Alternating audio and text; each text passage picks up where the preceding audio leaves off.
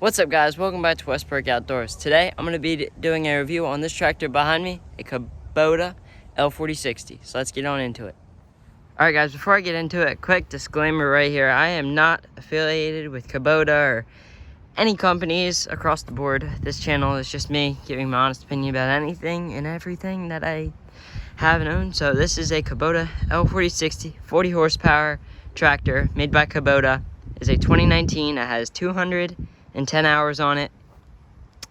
So this would be its third year. We do some tillage work with it. We do plant with it sometimes, not always. But it's a hydrostatic, has the loader on it. It's an LA805 and it has a cab and all that. So let's get on to it. Alright guys, so I'm gonna go and tell you all about this cab. So this cab has a radio right here, AC controls here. Like I said, has 810 hours on it. So I'm gonna give my thoughts and opinion about the cab. It is very comfortable. I'll start off by saying that. I do not like, though, I am not a tall person. I'm only 5'7"-ish. So when I put the steering wheel all the way down and I'm in a comfortable sitting position, my knees, if you start hitting some bumps in a field or going down the road or wherever it may be, your knees will bump into the steering column. I do not like that. It is a little bit big and bulky, but I can't, there's nothing I can do. So that's not very comfortable, but otherwise you've got your hazard lights, your things for your DPF and all that. You have your lights. This one has the optional lights on the front and the back way right there. So it has those optional lights, which them are really nice for doing anything at night. It has turn signals. They're auto off, so once you make a turn, they automatically turn off. It has headlights, all that stuff. This cab, it's not sealed like some machines, but it does keep most of the dust out. Yeah, some dust still does get in, but that is good. Second off, the AC works very well. It blows very cold, maybe 3 minutes after you start the tractor, or probably actually less. The machine is already starting to cool itself down on the inside for the operator, or in the winter, more like 5 minutes. It takes a little bit longer in the winter to get the heat going, but AC works very well. It's got a filter, I think back here somewhere in it, and have not ever changed that, but I don't think it's that bad. It's got the optional windshield wipers, so it's got all that, and that's nice. So let's get on next into it, which I'll do the 3-point and the loader, and then I'll finish off with the motor. Alright guys, I'm sorry for the wind if any does get in the camera, but here's the 3-point in the rear end of the tractor. I'll do this in the front at the same time.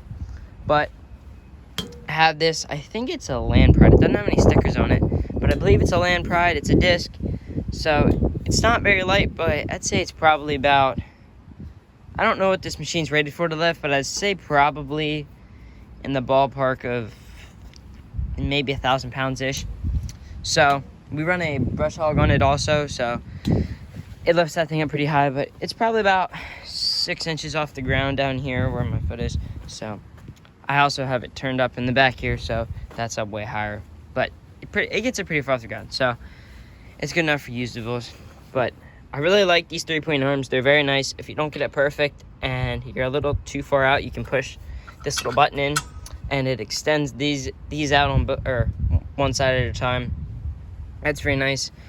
These are very ergonomic to pull in and out their pins. There's a little pin on the bottom and it keeps it for side-to-side motion on the 3-point.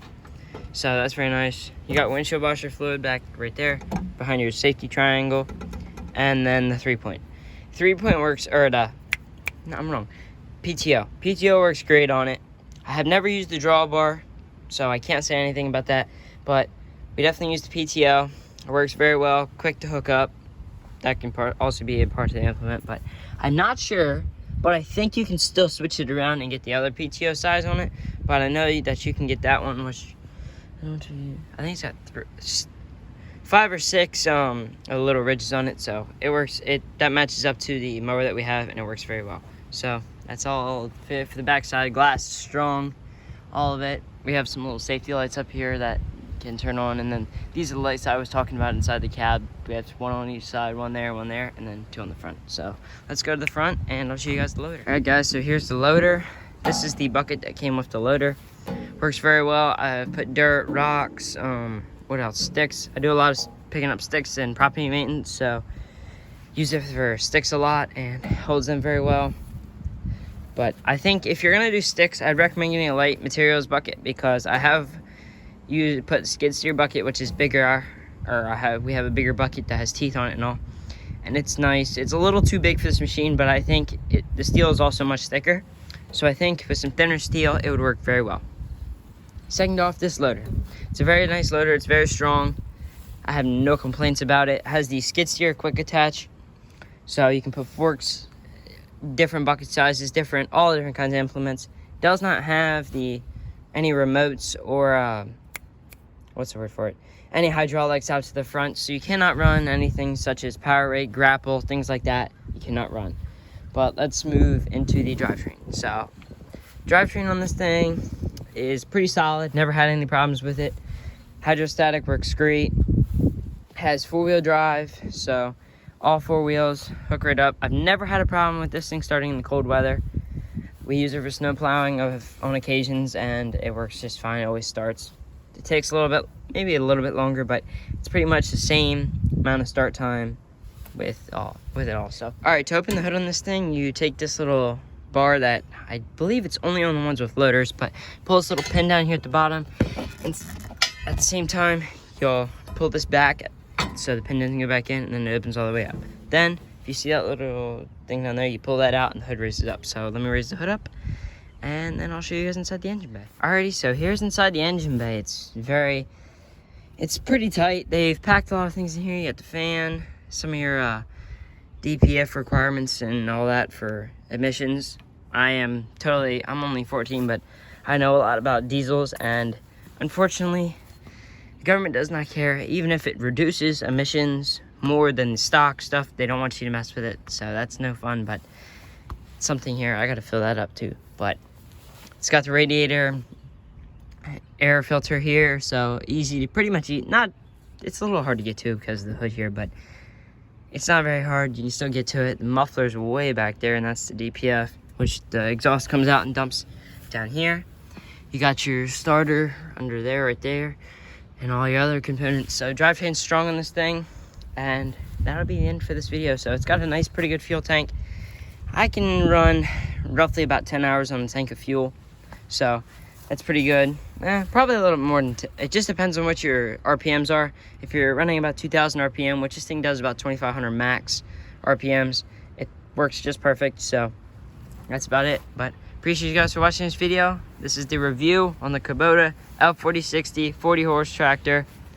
Great machine, love it. So appreciate you guys for watching. I'll see you guys next time.